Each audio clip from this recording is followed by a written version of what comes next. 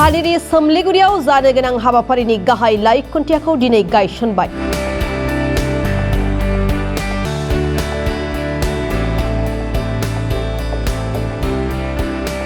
बाथौ धोरोमारि नेमखान्थिनि गेजेरजों गायसनना लाबाय गाहाय खुन्थियाखौ।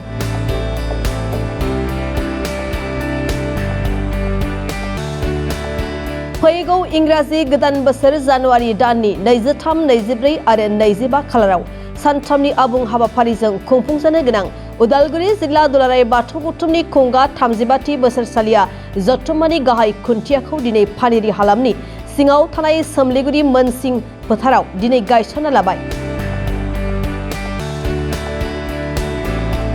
बाथौ धोरोमनि गोथार मोनथिना रायसननाय आरो बाथौ आरज मेथाइ रोजाबनायनि गेजेरजों बे हाबाफारिखौ मावफुंना लानाय नुनो मोननाय जायो।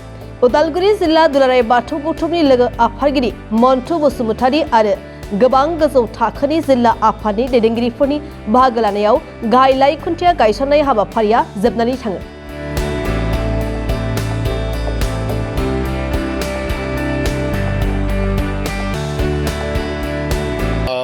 फैगौ जानुवारि दाननि 23, 24 आरो 25, 2022 सानथामनि हाबाफारि लानानै नैबे सोमलिगुरि मोनसिंसि फोथाराव उदालगुरि जिल्ला दुलाराय बाथौ गौथुमनि जि 35थि बोसोरसालिया जथुम्मा बेखौ खुंनो थांगासिनो दङ आरो दिनै बिनिनो लाइ खुन्थिया गायसननाय बे हाबाफारिया जाबाय। दा बेयावहाय पानेरि दखरा बा पानेरि बियाब बाथौ गौथुमनि 15थि बोसोरसालिया जथुम्मा बेखौबो लोगोसे लाफानाय जादों।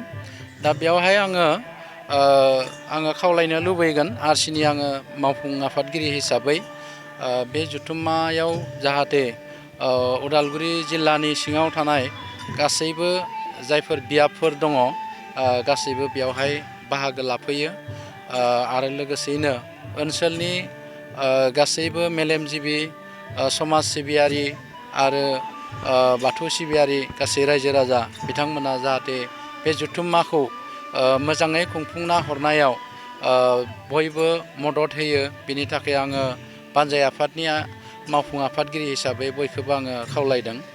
जोङो बानजाय आफाद हिसाबै जोङो साखाफारा जादों।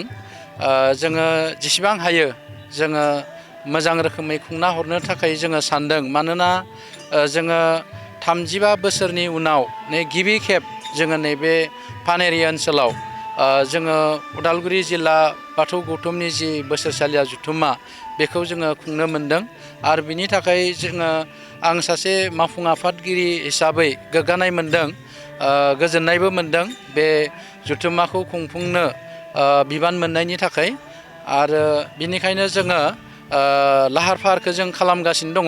दिनै बिनिनो खुन्थिया गायजेननाय जाबाय आरो जोङो बरायनो थाखाय जोङो जोंनि ओनसोलनि जेसेबांखिनि गामिफोर दङ गासै 33टा बरायनाय गेट बेयावहाय थागोन आरो बेजों लोगोसे जोंहा बेयाव हारिमु बेबादि थागोन, मोसानाय मुसुरनाय बेबो थागोन।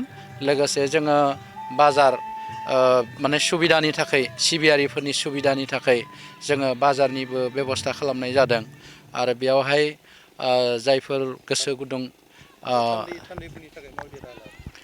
थान्दैफोरनि थाखाय जोङो बिथांमोनखौ जोङो सिबिनो थाखाय बरायनो थाखाय जोङो रेडि जादों। जोङो बिथांमोननि थानाय जानाय बेनि सुबिदाखौ जों खालामदों। बिथांमोनखौ जोङो हौवासाफोर आरो हिन्जावफोर सिबियारि बिथांमोनखौ दोननायनि थाखाय जोङो थान्दै बादा बेबादि लुफुंनायनि राहाखौ लानाय जादों आरो बिथांमोननि जानाय लोंनायनि थाखायबो जोङो गिदिरै डाइनिं हल बेबादि बानायनाय जादों। जोङो मोनफ्रोमबो बिथिङावनो साखाफारा जानानै दङ। जोंनि जायफोर बानजाय आफादनि बिबानगिरिफोर, दालाय आफादफोर बिथांमोनाबो दिनै अहरह खामानि मावगासिनो दङ।